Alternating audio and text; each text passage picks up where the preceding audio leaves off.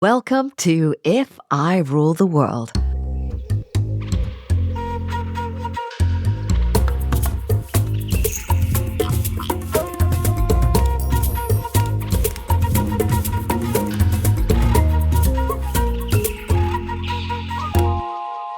I'm Gillian Burke, and welcome to my podcast. This is the very first episode of my podcast series, and it's giving you a little flavor of what it's all about, what's coming up, why I'm doing it. Okay, If I Rule the World. Well, first up, it's a great track. A little nod to the 90s girl that I am. I've always loved the song, and I figured maybe this is a playful way to explore some big ideas around the concept of system change without actually having to say system change, because I like the words, but what do they actually mean? I mean, I love the idea of it. I love the sound of it. It suggests we're not tinkering around at the edges of a problem, but we're actually going to the heart of it, rooting it out, digging out all that rot good and proper. Sounds good, right? But what does it actually look like? So I figured, why didn't I go and ask people, experts, change makers, activists, entrepreneurs, as many different people as possible from as many different backgrounds and sectors, from science, business, charities, education, environment, town planning, aviation, risk management, that's actually a thing I want to talk about, architecture, whatever, and ask, if you rule the world, what would you do? So I started thinking about this a few years back during the dark days of the lockdowns, the COVID lockdowns, when I used to find myself revving up for some long ranty monologue, which I almost always started with, if I rule the world, etc., etc., etc. And of course, this is all in the comfort and safety of my home with my kids as my captive audience. The kids are now 17 and 15. And frankly, way too big for me to pin down. So I need a new audience. Thank you for coming. So you'll be relieved to know I have up-leveled this concept for the podcast, where we won't just be hearing from me. You'll be hearing from folks who are basically way more qualified to talk about system change. And I know I said this is a podcast about system change without actually saying system change. So let's see if I can rephrase that. We're going to be talking to folks who are way more qualified to talk about what I think of as the invisible, sticky, sprawling barriers to positive change in the world. How's that? Okay, it's going to be really hard work doing a podcast about system change without saying it, but I'm going to stick with it. Wish me luck. So despite the megalomaniacal sounding title, it's a bit of a mouthful, of this podcast, this is all about how to make the world a better place, which I know sounds really freaking worthy, but here's the thing. I've yet to meet someone, anyone, who thinks like, right now, you know what? The world's pretty awesome and nothing needs to change. No matter who you are, no matter whether you're left or right, up, down, whatever the politics, I'm willing to stick my neck out and say, I think this is one thing we can all agree on. Things could be better. So, yeah, there's a sense that there's a job to do. A big fuck-off job to do, actually. And here's the heads up. It's going to be sweary in places. Right now, partly, I'm trying to signal to myself, actually, to give myself a little bit of permission to let go a little, loosen up a little, because frankly, this is me. This is what I do. I am a bit sweary. But I've become used to presenting on BBC, on live TV, on pre-Watershed. So for the non-UK listeners, that's family viewing hours. I present on a live wildlife magazine show. So my internal filters, my internal sensors are really well trained, and the guardrails are coming down, because it's not just about being able to say fuck a few times. Actually, what I want to be able to do is to get stuck into topics, into ideas, conversations that I don't get to explore in my day job. Topics like how a law to criminalize ecocide. This is the wanton and knowing mass destruction of the natural living world. Mysteriously, and I do those little air quotes, mysteriously disappeared while international laws around other really serious things like genocide, crimes against humanity, were being drafted. Where did it go? Why did the ecocide law not make the cut? Can you imagine how different the world would look today if ecocide was already a crime? So, I'm going to be talking to Jojo Mehta. She's the director of Stop Ecocide International. She's going to be my first guest. Talk about changing a system from within by tackling the law.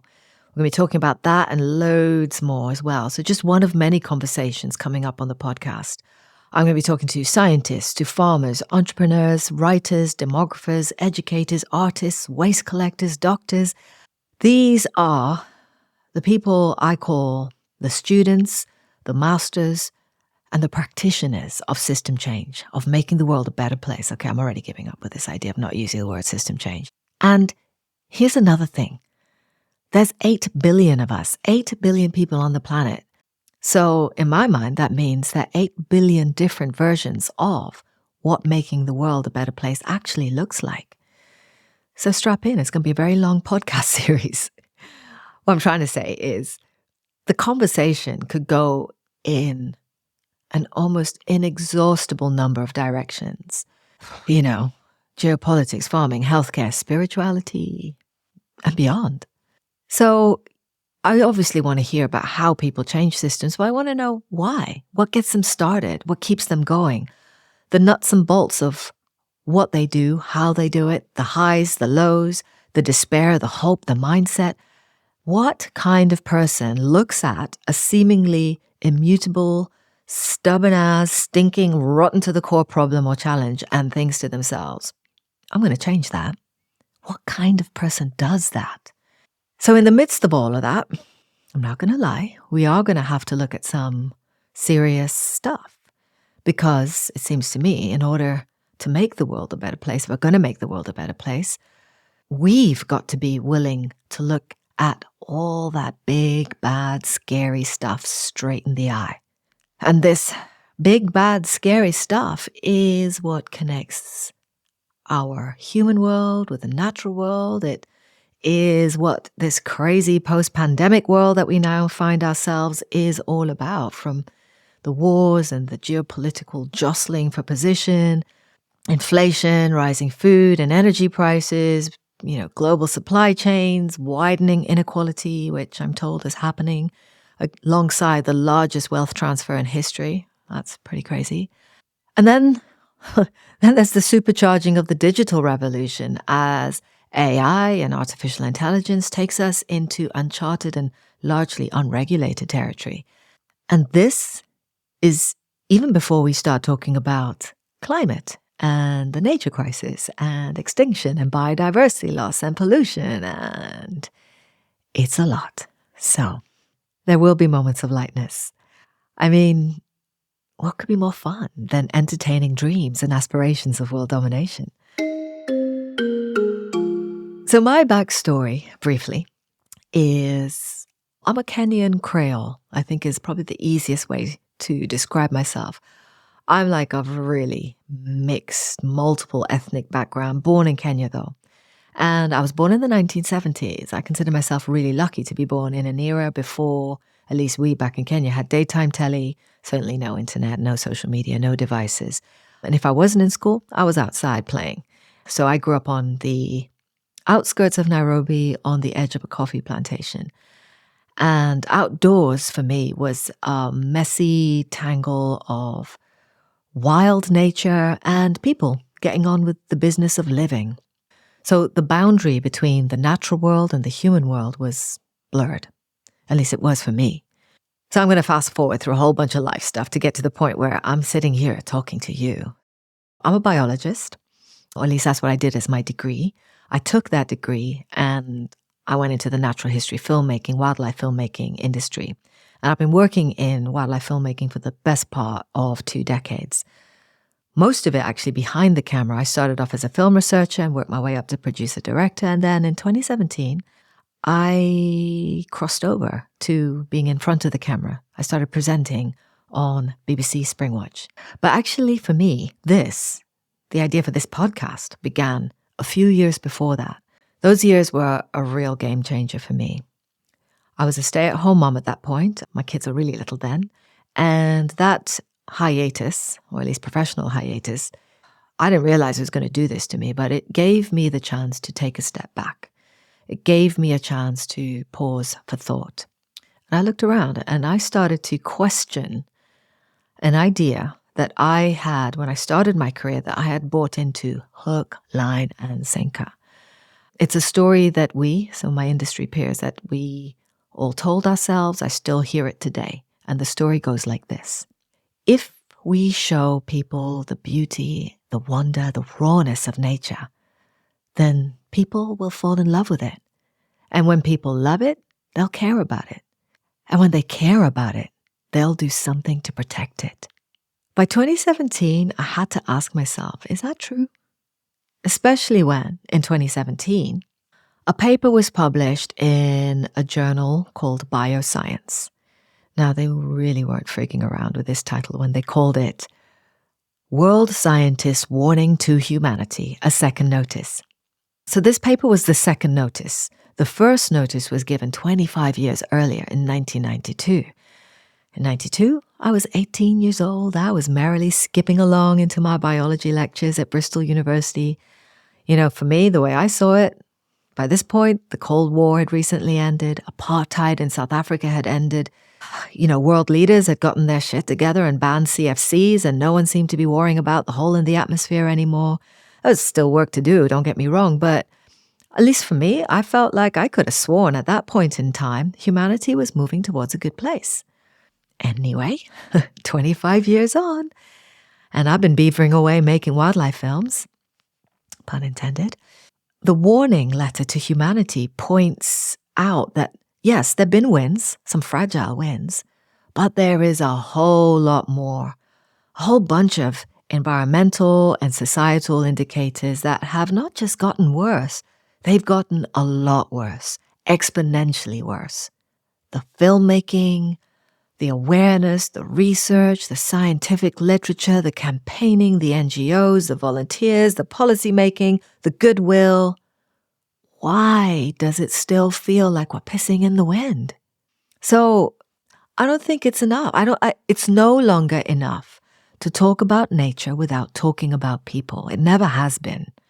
And in this podcast, I really want to get into that messy area, the in-between spaces between the natural world and the human world, between energy and food, population and education, transport and trade, medicine and politics, environment and society, supply chains and food security, data harvesting and civil liberties, poaching and livelihoods, religion and race, north and south, east and west, rich and poor, people and planet. And to do all that, I need help. Enter Triodos Bank UK, my bank. I know it sounds like I basically just went to my bank and hit them up for some money, but there's a little bit more to it than that. I've been dreaming up this podcast for many years, and there have been many obstacles, but one of the obstacles I created for myself was the challenge of making a podcast about system change, without, selling out to the system.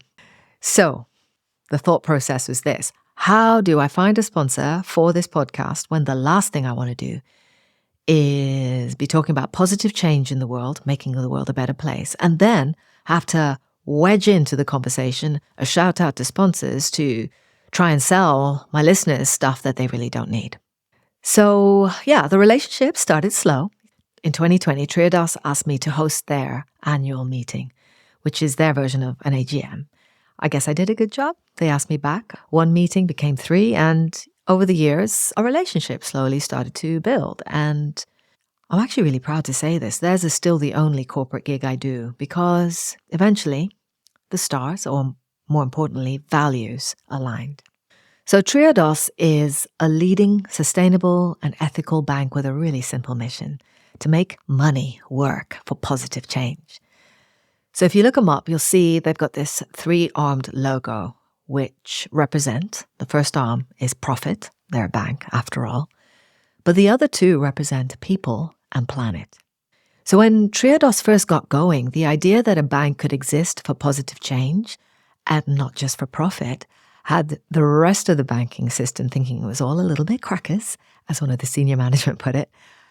But nevertheless, Triodos has been blazing this trail for 40 years with the wording, the actual wording in their Articles of Association, centering a healthy planet and, this is the bit I really love, human dignity as their core values. So Triodos is a recognized Which Eco Provider, as well as being named Best Ethical Financial Provider at the British Bank Awards.